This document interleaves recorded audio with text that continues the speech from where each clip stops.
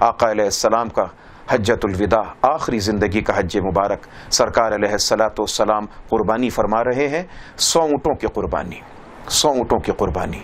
ان 100 اونٹوں کو تلاش کروانے کے لیے صحابہ کرام کو بھیجا۔ 100 اونٹ آتے ہیں، 10-10 اونٹوں کی قطاریں ہیں، اور روایات میں آتا ہے صحابہ کرام عالم حیرانگی کے اندر کھڑے ہیں اور ان جانوروں کے عشق و محبت کو دیکھ رہے ہیں، اور وہ کس انداز میں دیکھ رہے ہیں کہ وہ 10-10 اونٹ کھڑے ہیں، نہ ان کو باندھا جاتا ہے، نہ ڈنڈے سے کوئی ہانک رہا ہے، 10-10 اونٹوں کی قطاریں ہیں، اور ہر اونٹ اپنی آنکھیں بند کر کے اپنی گردن آگے کرتا ہے اور آقا علیہ السلام کے ہاتھوں سے ذبح ہونے کو اپنی سعادت سمجھتا ہے، گویا کہ زبان حال سے کہہ رہا ہے کہ وقت ذبح سر تو میرا ان کے زیر پائے ہے، اللہ اکبر یہ نصیبہ لوٹنے کی جائے ہے۔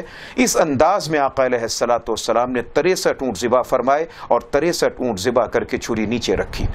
ادھر نبی علیہ السلام نے چھری نیچے رکھی، ادھر حضور علیہ السلام کے عاشق زار محرم راز جناب صدیق اکبر رضی اللہ تعالیٰ عنہ زار قطار رونا شروع ہو گئے۔ اتنا رونا شروع ہوئے کہ بے ہوشی طاری ہو گئی۔ جب ہوش میں آئے تو کسی نے پوچھا ابو بکر کیا ہوا؟ فرمانے لگے کہ تمہیں نہیں پتا، میں جانتا ہوں۔ حساب کتاب کے مطابق یہ آقا علیہ السلام کی حیات مبارکہ کا 63واں سال ہے، اور 63 اونٹ ذبح کر کے سرکار نے چھری نیچے رکھ کر اس بات کی علامت دے دی ہے کہ اگلا برس ہوگا، حج بیت اللہ کی سعادتیں بھی ہوں گی، یہ برکتیں بھی ہوں گی، مگر تمہارے بیچ میں میرا محمد کا نورانی چہرہ موجود نہیں ہوگا۔ تم قربانی بھی کرو گے مگر قربانی سکھانے والا یہ پیغمبر تم سے بہت دور جا چکا ہوگا۔